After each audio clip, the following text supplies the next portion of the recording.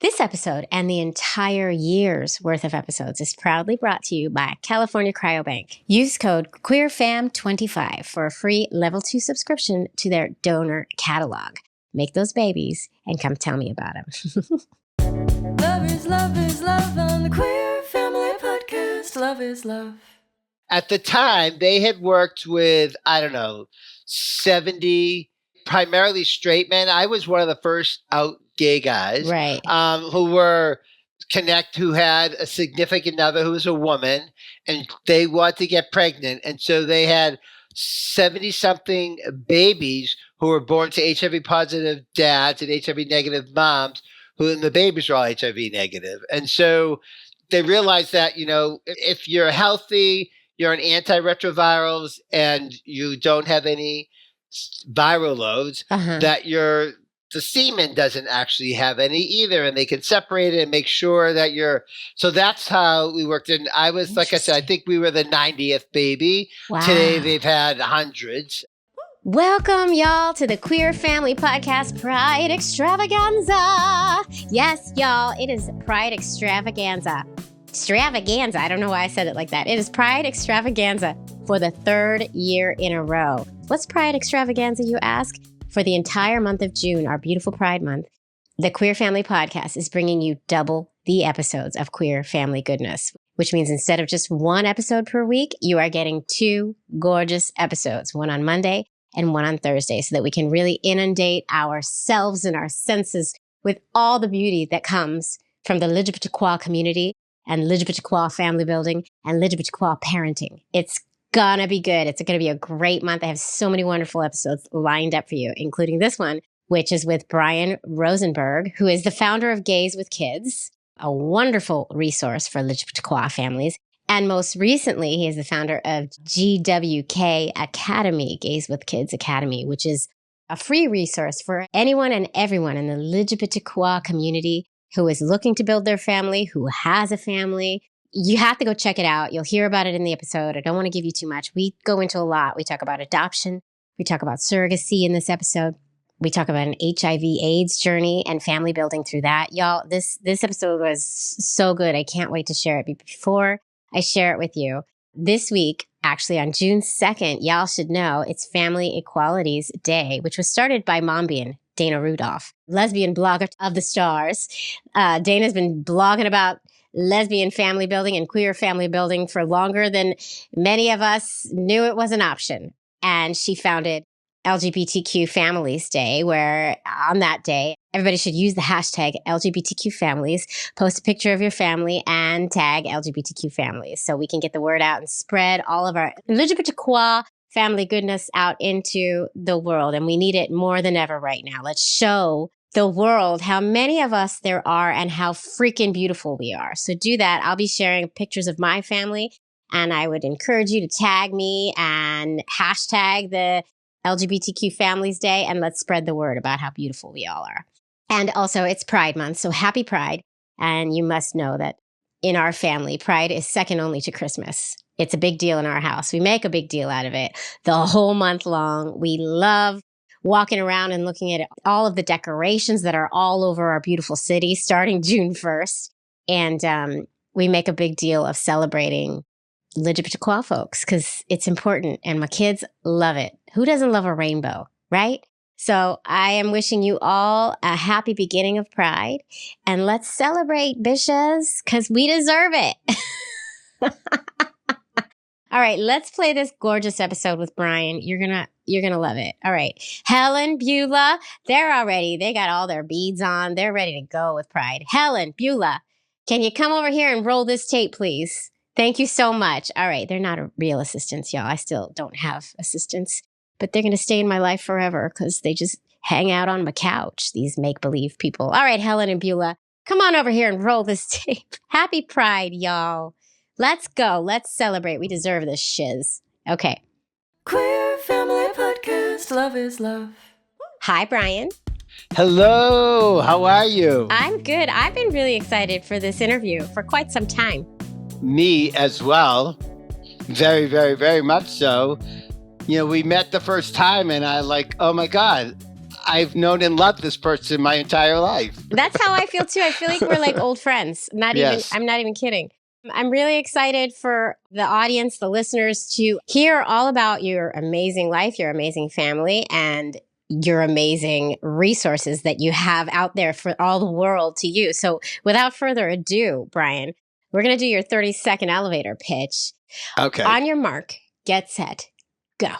Hi, I'm Brian Rosenberg. I am my husband and I have been together for over 30 years now. We are dads to 3 children born through adoption and surrogacy.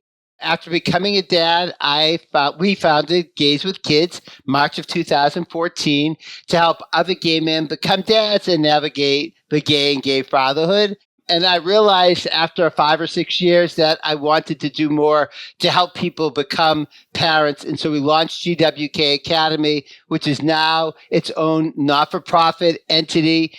And our reason for being is to support family building, all paths of family building for the entire LGBTQ plus community. And I'm super psyched to be here, Jaimie. Oh my God, I love it. You did go over, Brian. You did. But I'm not going to fault you for it because you had a lot to cover and you actually have been a resource for our community for quite some time. I've known about you ever since I started this podcast. And I know you have done amazing, amazing things for the LGBTQIA community, as I like to call us. And we're so well aligned that I can't believe it's taken us this long to collaborate together, to be together, to finally be together in this great world of ours. Agreed. And it's funny, I just looking at we did an Instagram post with you and your beautiful family, and I saw Dana Rudolph, better known to the rest of the world as Mombian.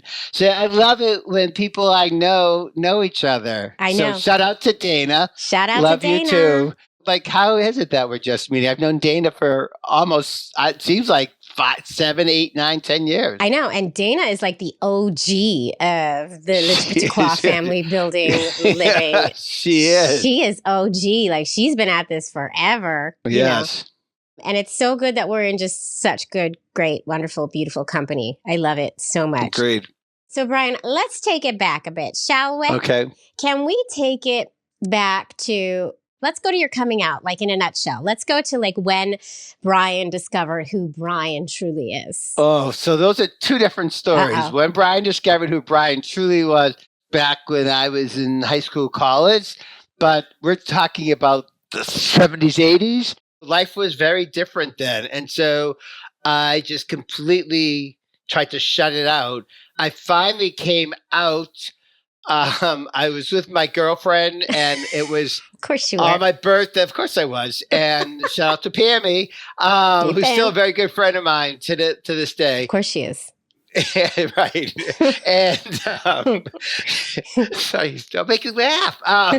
And so I came out, we went out to dinner with my family, and after dinner, I brought Pammy back to my family, my parents' house, and they thought I was going to say that we were engaged, but instead I told them I was gay.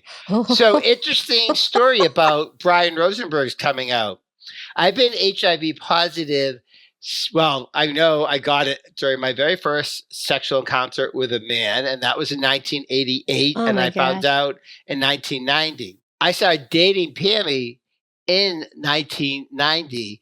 She knew I was HIV positive, and then I slowly but surely told my family that I was HIV positive. And this is around when Magic Johnson just came out. Scary time. This was like a death sentence. This was absolutely a death sentence, but I wasn't the only hetero who was coming out with HIV. So when I told people, only one person asked how I got it, and I made some cockamamie story up that had to do with a woman and a sex toy. Oh my God. Oh my God. And everyone is just, okay, sure, that's what he says. So I'm the only person I know, and I've talked to thousands of people about this. I've never met someone else who came out about being HIV positive before they came out about being gay. That's how much internalized homophobia I have. But that could be a whole episode into itself. That is a Jamie. whole thing to unpack, Brian. That is deep. Oh my God. And how scary and awful for you to like you went and had an encounter, but you're not out yet. But we cannot deny our true natures. So, right. And then obviously like, it's so messed up. Like, this is why representation matters so much. Yes, and this is why yes. acceptance matters so much, because you might not have had that experience with that person had you been able to just authentically be yourself and like live your true self and learn about how to protect yourself and learn about how to be safe with it. Gets worse, Jaimie. So, So I remember with this gentleman who I met at a bar in Florida. I knew this was this gay bar. It was called Kevin's Cabaret. What a cabaret was, I had no idea. I walked in. All the bartenders saw me, knew me. I was like 24, 23. Got me totally drunk. Went home with one of the bartenders, and then it was his roommate that I hooked up with. Oh, as you do. Yeah. As one is wont to do. And I remember we were about to have sex, penetrative sex. And I said, shouldn't we use like a condom or something? And he's like, why? Do I look sick? And I said, no. And he said, well, are you sick? I said, no, of course not. I'm not even gay. Right. And so he said, then we don't need it. Oh. And that's how that conversation went. Oh my God, this is such a lesson. Have you told your kids this lesson? Have you? Oh yeah, I went. Actually, when I finally did come out, I joined the AIDS Action Committee Speakers Bureau, and I went to high schools and colleges. And the first college I went to was my alma mater, and I told Pammy, and all my good friends came and joined me, and I spoke to current class. So I was out of school at this point, like 8 years, and I still knew some of the deans, and so I called them up and said, I'd like to come and share my story. And they're like, oh my God, yes, please come. What you did was such important work. Now, I was like, okay, first of all, oh my God, Brian, like, I can only imagine how scary this was.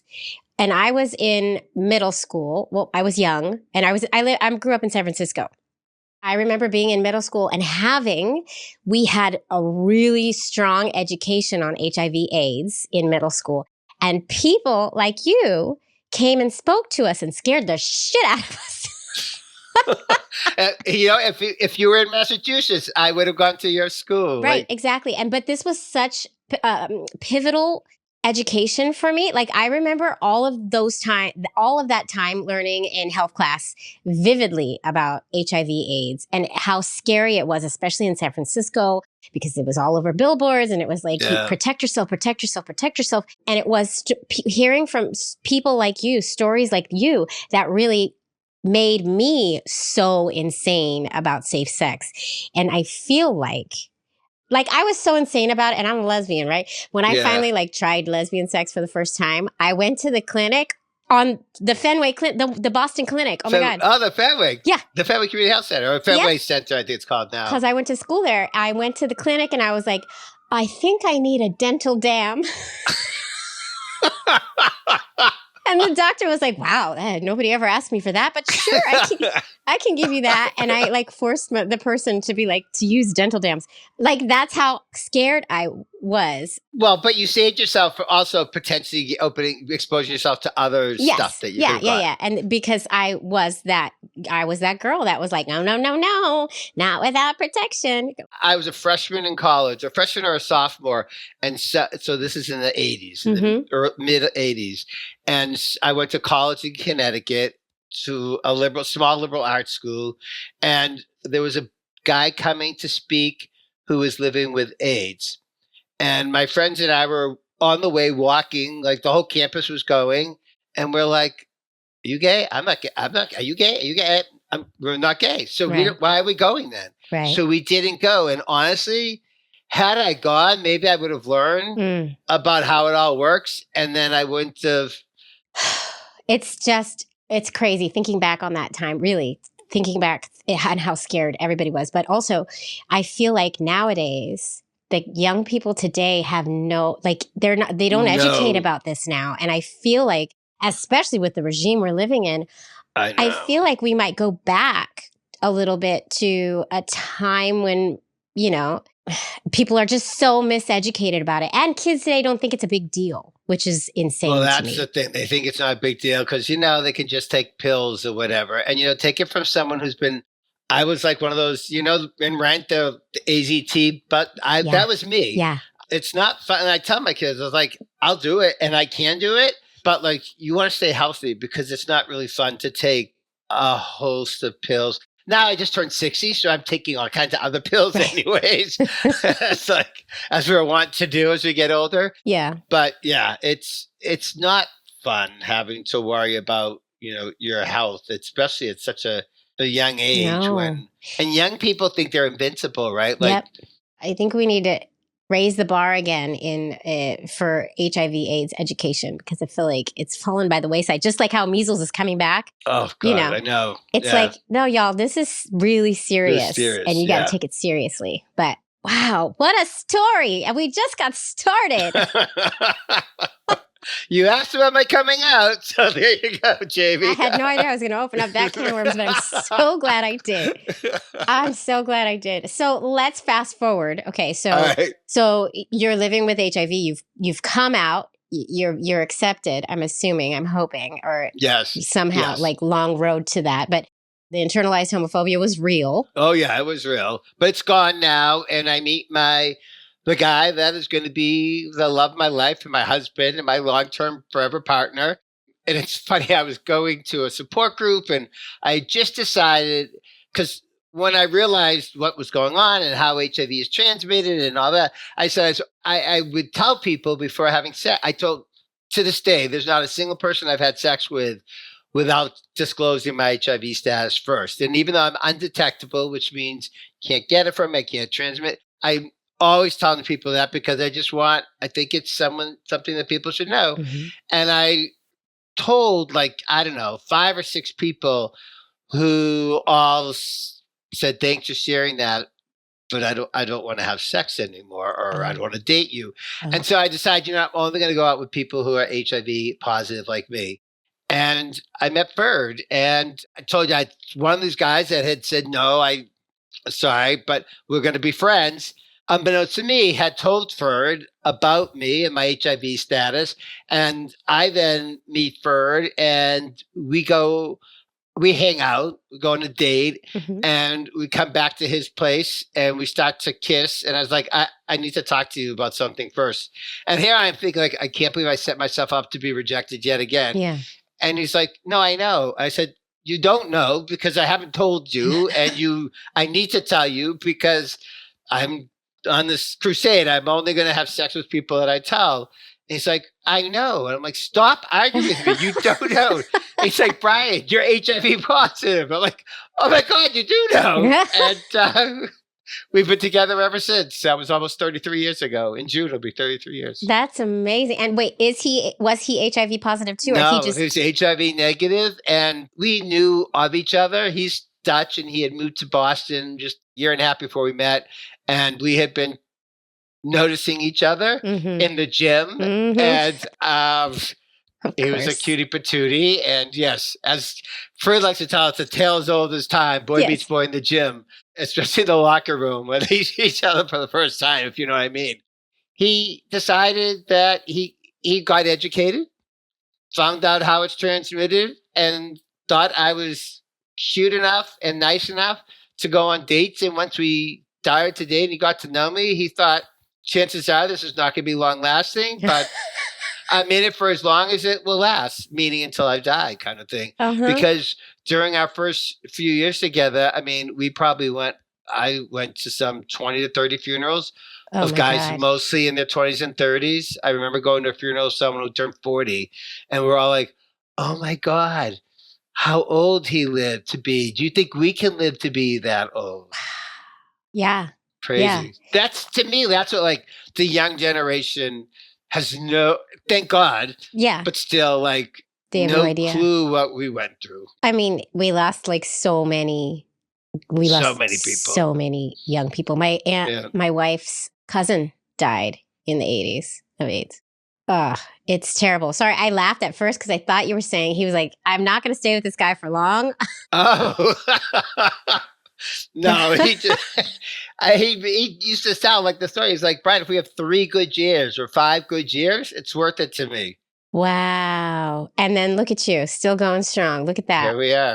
Thank you, Yeah. science. Thank you, Yes, science. yes. Oh my And God. luck. I mean, I know I have friends who, when the so-called AIDS cocktail came out, who took it and, they're not with us anymore. I don't know why it worked for me and it didn't work for Leo or for Danny. I should say names because I'll start crying. I know, But, but it's nice to say their names. It's heartbreaking. Yeah. Oof. That's why we got to get educated and stay safe. We'll be right back. Queer Family Podcast.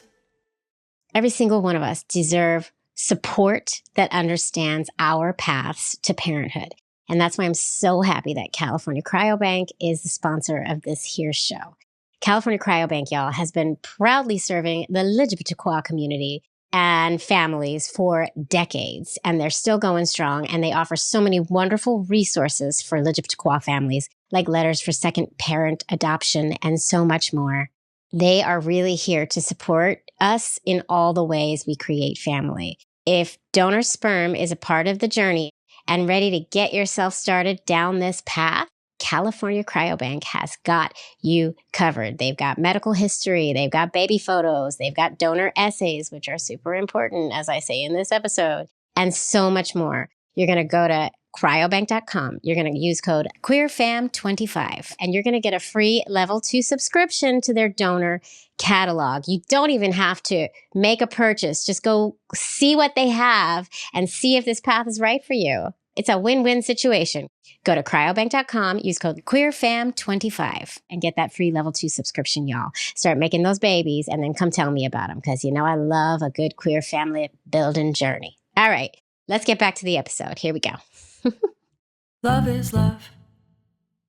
All right, so you hit it off, and it keeps going.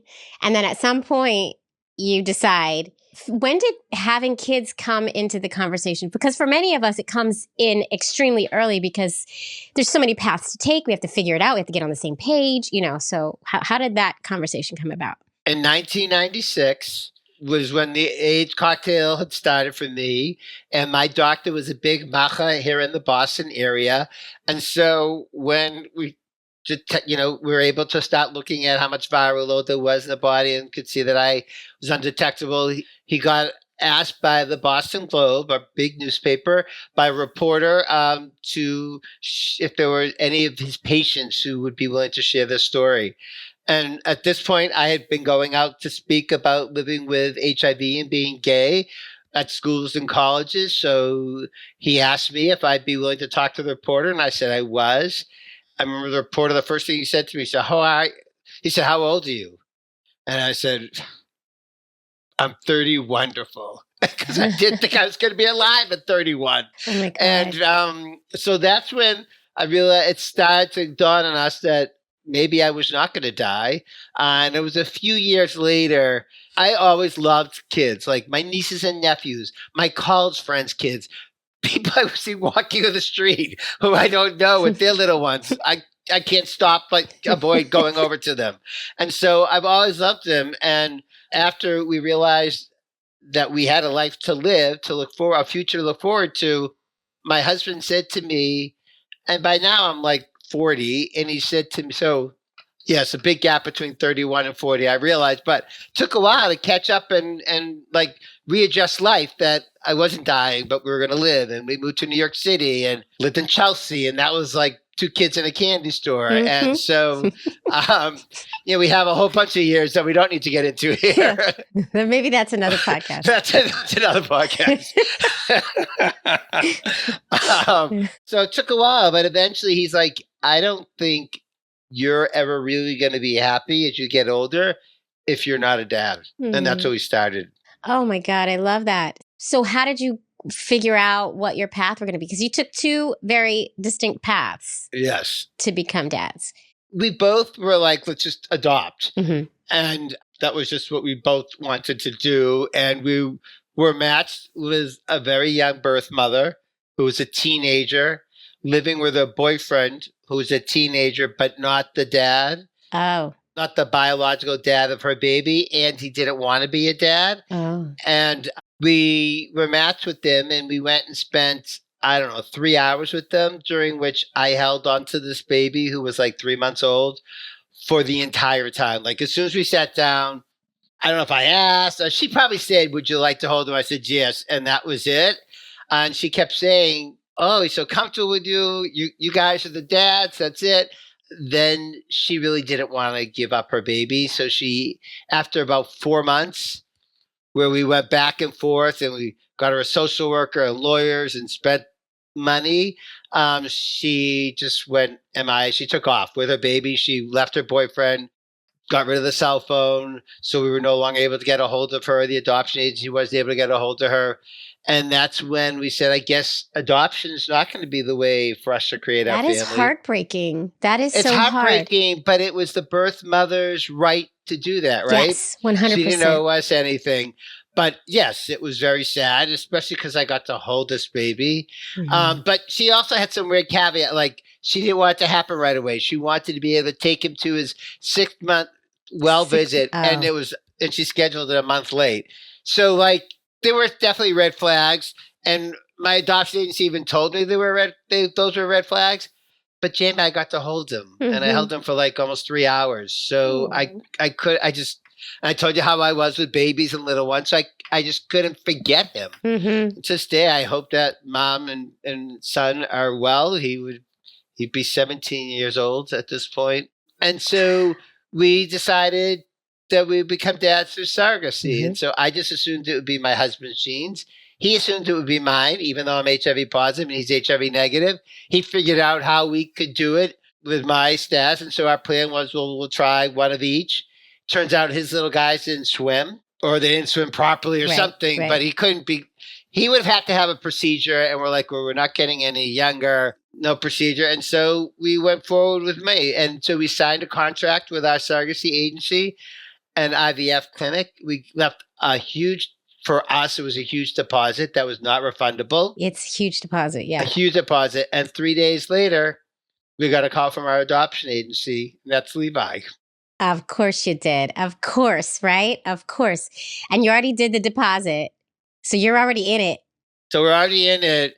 And so, but bird in the bush is worth two, and whatever that saying is. So when we found out about Levi and we went and met, he was 3 days old. We had to give the adoption agency a response the next day. We found out that he was healthy. We picked him up the day later. Wow. And this so was brought him home. And was this an open adoption? It was not. So the story is that his birth mom was also in high school and had a daughter with her high school boyfriend who was not supporting the family at all. And they stopped going out. But he came to visit her on the daughter's first birthday and brought the daughter a pair of sneakers and got the mom pregnant again. And when she told her parents, who were supporting her and her baby daughter, that she was pregnant again, they're like, we can't. So she just sort of pretended like she wasn't pregnant. And then she went to the hospital and said she wasn't feeling well. And it turned out her water had broken, and that's why she wasn't feeling well. And she gave birth. And thank God for us, a doctor there worked with our adoption agency for his own family building and said to Levi's birth mom, are you going to keep this baby? She said, no. Does the birth dad want? No. Do you know anyone at all who's going to keep? No. Then the baby's going to go into the foster care system, and you really don't want that to happen. And he explained why and what that would be like for the baby. And she agreed to meet with his adoption agency that he used to adopt his child. And that was my adoption agency. And they called us up, and that's how we got Levi's. Oh my God, what a story. Oh. And how hard for her? How hard for her? In New York, when you adopt, the birth mom has 30 days to change her mind. And we knew that we saw one picture of the birth mom, her daughter, and her mother. And the daughter is adorable. It's the spitting image of our son. And so we know, and we were told that she's a wonderful mother to this girl. She didn't want to give up the baby. And so she just, in her mind, I think it was easier for her to just tell the adoption agency, find a wonderful family for our son, but I can't know that I'm losing this child that I had. And so that's why it was a closed adoption. But we were so concerned that she was going to change her mind that we had to send pictures and write letters like for the first days and weeks and months of his progress. And after like our first grouping of letters and pictures, the adoption agency called us and said, "Are you guys not happy?" And they're like, I'm like, "What do you mean we're not happy?" She says, "Well, the pictures look, blasé, and what you're writing is certainly sounding blasé." And I said, "To be honest with you, we did that on purpose because we didn't want the birth mom to realize what an amazing baby this was and how much we loved him, because we didn't want to put our hearts on the line if she would have changed her mind." And they laughed and she said, "No, please take pictures that show this and write this out and explain it." And thankfully for us, she did not change her mind. And someday Levi will likely connect with his full sister and birth mom. Oh, okay. It's like such an emotional roller coaster. You're taking me on so many emotions right now. I'm like up and down. Okay, so now you have Levi, beautiful baby boy. And you also have like basically sperm on ice, no? Correct. Yes, we do. It was definitely on ice, especially because the way mine had to work. Yes. How does that work? I don't know. This is a first for me, I think, in all my episodes. Oh, wow. All right. So there's a wonderful organization called the Bedford Research Lab out of Somerville, Massachusetts. And they have a program called SPAR, something assisted reproduction. I forget what the S and the P stand for. But at the time, they had worked with, 70 primarily straight men. I was one of the first out gay guys, right? Who had a significant other who was a woman, and they wanted to get pregnant. And so they had 70 something babies who were born to HIV positive dads and HIV negative moms, and the babies were all HIV negative. And so they realized that, if you're healthy, you're on antiretrovirals, and you don't have any viral loads, that the semen doesn't actually have any either, and they can separate it and make sure that so that's how we worked. And I was, like I said, I think we were the 90th baby. Wow. Today they've had hundreds. So that's how we went through it. And it was funny because they've since moved into a beautiful facility, I understand. But when I went, it was this dingy, dungeony, gross kind of, a research lab space. And they gave me a thing, which I wasn't even expecting to happen. I said, "All right, go in the bathroom." And, you see like no porn, no magazines. It was this dingy bathroom. And I'm like, oh my God, this is how I'm making my kids. I'm certain that's where I had to give 2 other samples over the course of a month, but I'm certain Sadie and Ella came from that very first sample of the bathroom. And I tell people, it was a little toilet and a sink, and I don't know. I closed my eyes and pretended. I say this all the time. Most of our baby making journeys, there's no romance involved. Like it's not romantic. It's scientific. It's full of all kinds of people that are not just us. These baby making journeys are not the most romantic ones. That's for sure. There's a lot of love involved and a lot of attention. A lot of love, but at least like a video or a magazine or something. I was standing up like over the sink. Oh God! Oh God! What a great memory. That goes right in the memory book. Yeah. So you had this cutting edge technology. You're a part of it, and you found a surrogate. How did you find your surrogate and your egg donor? And because this was how many years ago? So the girls are 14 and a half. So it was like 16 years ago. Yeah. There were a few surrogacy agencies and IVF clinics, even talking to people living with HIV. But I was in Boston, and lucky for me, an IVF clinic and a surrogacy agency here were comfortable with that. The doctor was not gay. The surrogacy agency was owned at the time by a gay dad. An early advocate for surrogacy with the LGBTQ plus community. And so we went through them, and Dr. Ann Kiesling at Bedford Research Lab insisted that she speak with the surrogate who lived in West Virginia, and she and her husband were this wonderful, wonderful couple. We're in touch a little bit on Facebook. We found the egg donor also through our surrogacy agency. We were looking for a woman of color as our egg donor because we wanted the baby to look at least somewhat like Levi, Right. who is black. I should have said that he was black. But we couldn't find, back at that time, the egg donor database. The volunteers were, only white women were even asked to be egg donors then. We went with this woman that we really loved her profile. Ferd and I both took a look and fell in love with her profile. We went and met her at the IVF clinic when she was getting her reviewed by the doctor. We brought, it was before that. She was just getting tested even. We brought Levi with us, who is, a month or two old. We meet her, we sit down, and the first thing she says is, "Can I hold Levi?" And she was so cool to him, and he started crying, and she was totally comfortable. Aww. And we just fell in love with her. And this is interesting. So back then there was no talking about being an open donor or a known donor. Right. You just did it. It was what it was. Yeah.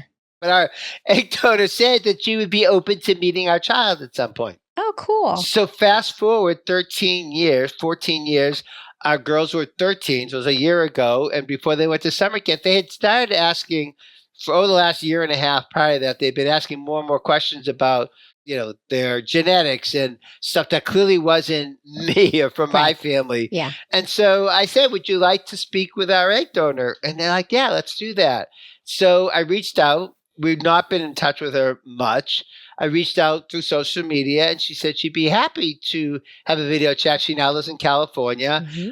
And so I had the girls write up a series of questions that they wanted to ask her so we'd be prepared.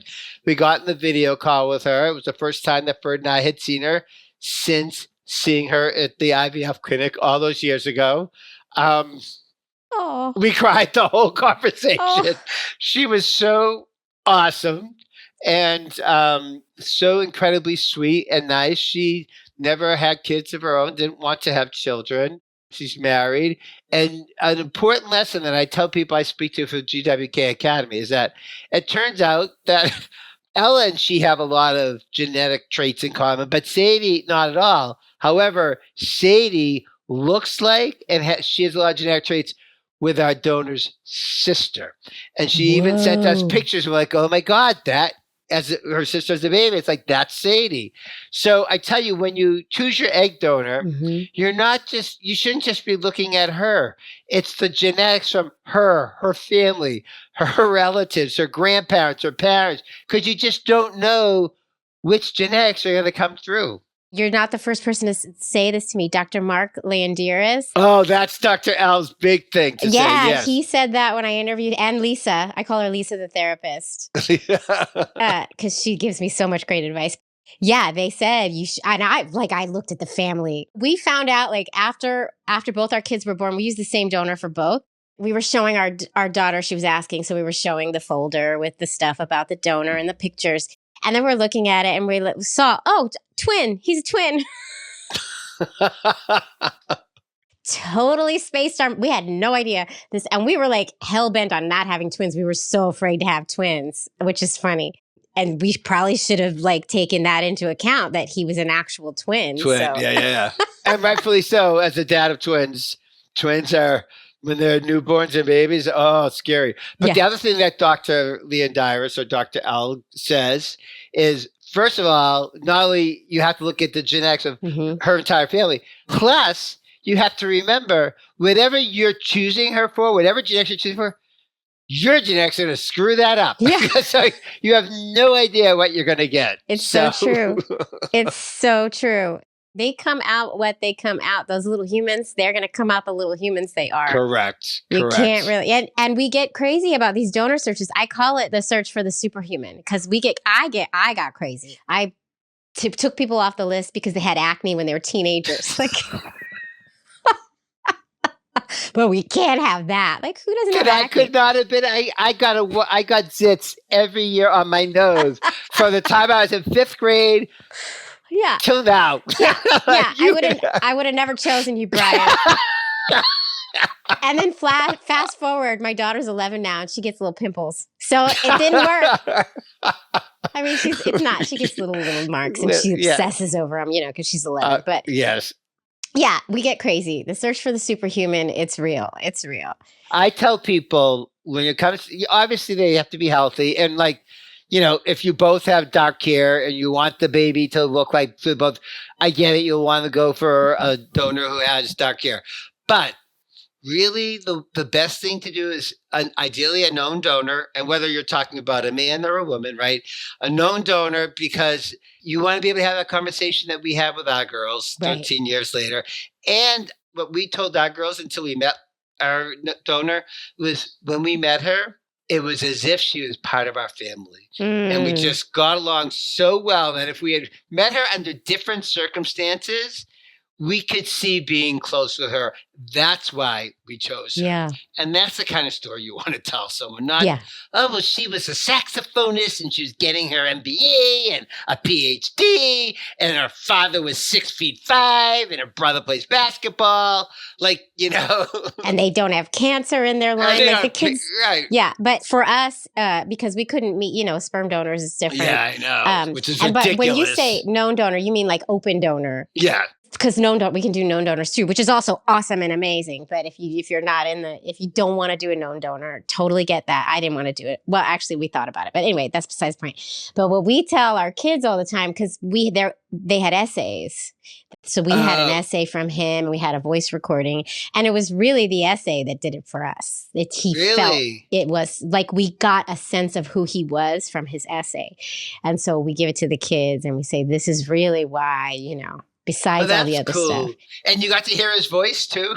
Yeah, I feel like we paid the extra money for the voice recording, but I don't know where it is now. So it was a sexy, deep voice? No, I don't.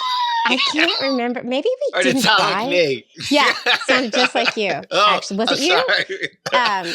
No, because I had to sit. So you. Yeah, no, I wouldn't have gone for you. Just kidding. But I don't remember the voice recording. It was really the essay. And I spoke to a couple who said that they ruled someone out because of their voice recording, because she was like, "Oh, the voice! I couldn't stand his voice." I get. I have to say that I can get. There are some awful voices, right? There sure are. I've been told I have an awful voice because I put my voice on recording all the time. So people will say the darndest things. Trolls are trolls, and they're going to come out and say all kinds of stuff. But that's fine. It is funny how these donor searches go, and that's why, segueing here, that is why it is so important to have resources like this podcast, where we air this stuff out and we talk about it, and your stuff, Gays with Kids, and now GWK Academy. So let's go into that, because you're so important, and what you have given to the LGBTQIA community is really, Brian, so big and important. So let's talk about it, and let's talk about the new things that are coming up and stuff. So we launched Gays with Kids a few after we became dads. We realized, so Levi is going to be 16 in a couple of weeks. Crazy. And he's going to get his driver's permit. Scary. So and he's also going for his license, his pilot's license. Oh my God. Even scarier. Yeah, okay. I know. Oh, so it's a whole other thing. When I realized a couple of things. One is that while we had the same concerns of any parent of a newborn, there were some that were unique to us, right? Like wherever we went, it felt like, and I'm sure it's not quite the same then as it 16 years ago as it is now, but we were constantly explaining our story and constantly and answering questions that are completely inappropriate, right? How much did he cost? Yeah. Do you love your biological children more? All kinds of crazy, stupid things. Oh, and we're the mom's night out, all that stuff. So I wanted to be able to connect with other gay, not only dads, but gay dads. But there were none around, and there was nothing to connect with. So I launched Gays with Kids. I convinced my husband we should do this, and that was in March of 2014, March 21st to be exact. And I know the date because my birthday is March 20th, and that's what we're supposed to launch. But the website gods, our website didn't actually propagate until March 21st. And our goal was to help others navigate fatherhood. I was concerned, especially for people living with HIV. Mhm. And then sort of once you became dad, navigate the gay and gay fatherhood. And the way I went about doing it was by telling stories. And over the Mhm. years, we've told hundreds and hundreds and now well into the thousands of stories, mostly anecdotally from the standpoint of the dad. So it'd be like, meet Brian and Ferd. They first met June 20th, 1993, but Brian was living with HIV at the time, and so they didn't plan for a future. Fast forward today, they have 3 kids through adoption and surrogacy, teenagers, and they can't believe how their lives have changed and how lucky they are. Stories that made people's hearts go pitter patter, and I'm a slow learner sometimes, Jamie.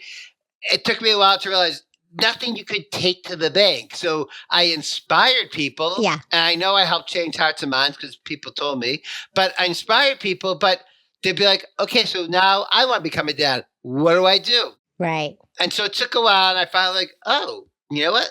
We can tell you what to do because I, over the years, have become sort of very knowledgeable about all paths to parenthood for gay men. So whether it's surrogacy and IVF, which I've gone through personally, adopting a newborn newborn in America with an agency, which I've gone through personally, or foster care.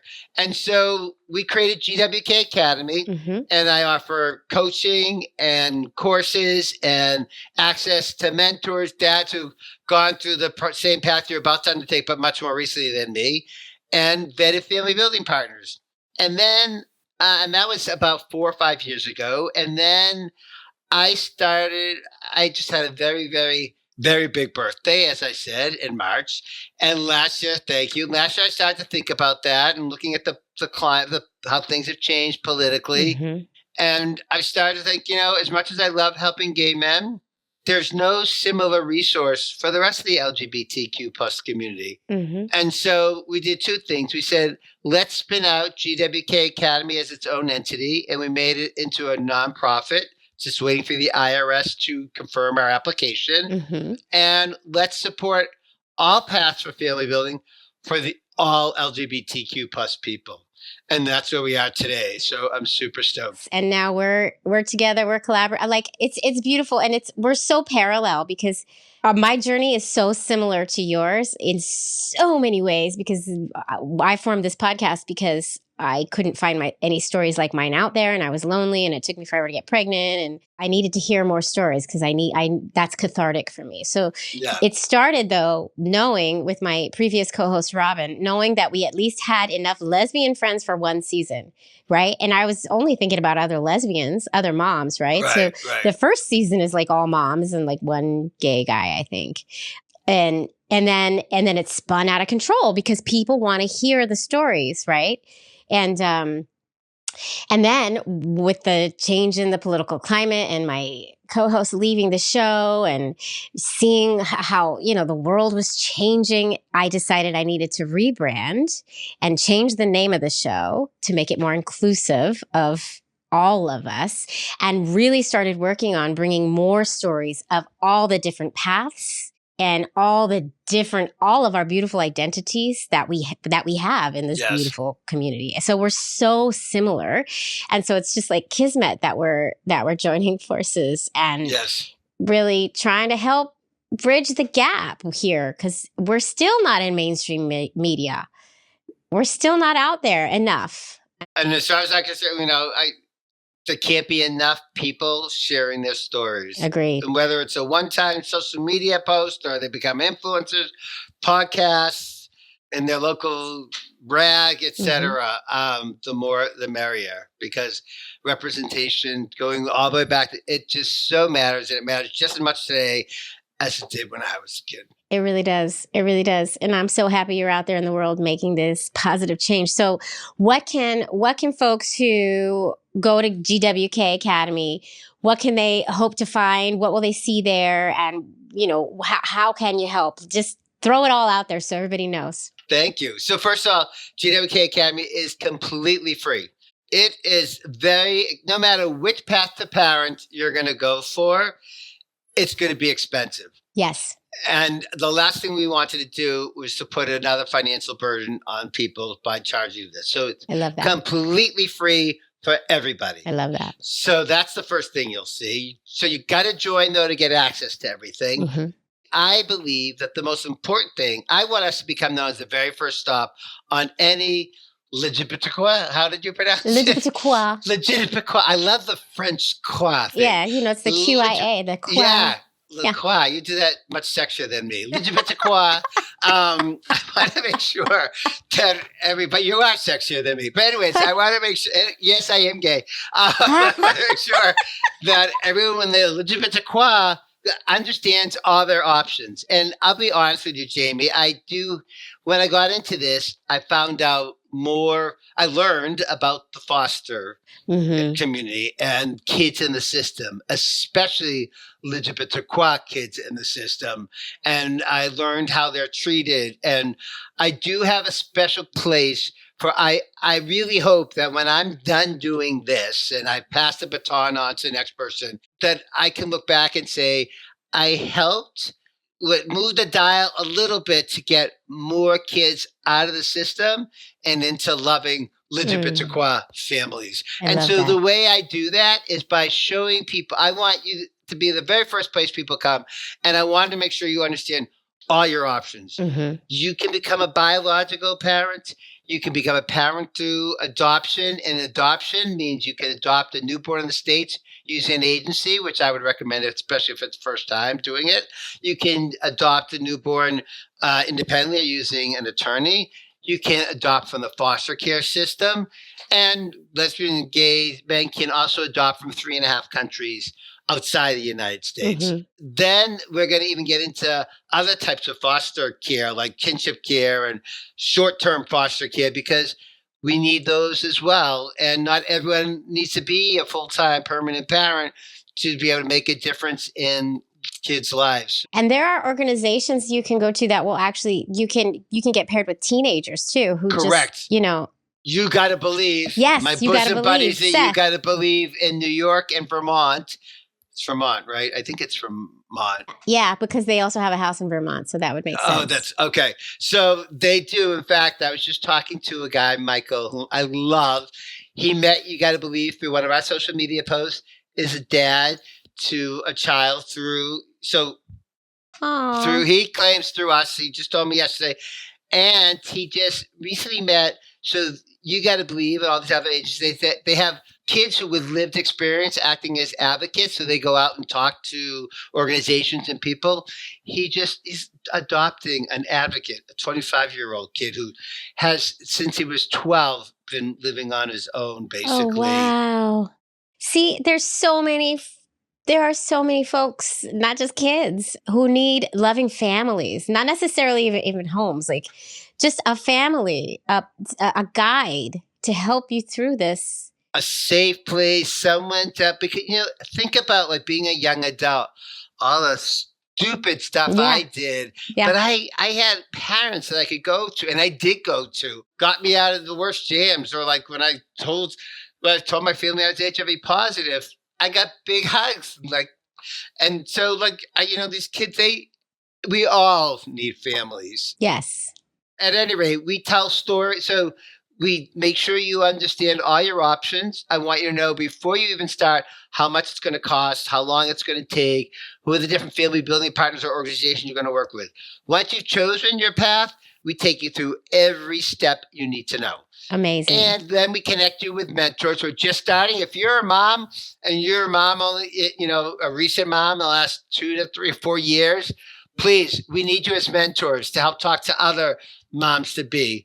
We're building out our biological family building for moms and for trans fertility pathways next. That'll all be done by the end of June, I hope. But in the meantime, we'll connect you with mentors and then access, which I think is extremely important, to vetted family building partners. So if you're looking to adopt and you're LGBTQ, only like 1 in 4 adoption agencies is actually going to be LGBTQ competent and passionate. So it's really important that you work with the right family. And even like biological family building, everyone will take our money today, but that doesn't mean they're all equal when it comes to supporting our family building journeys. So true. And I talk about this with my guests all the time, all the education that we have to give to these clinics we go to, or these organizations we go to, these agencies we go to, because they slap up a gay couple on their brochure, but they really have not done the work.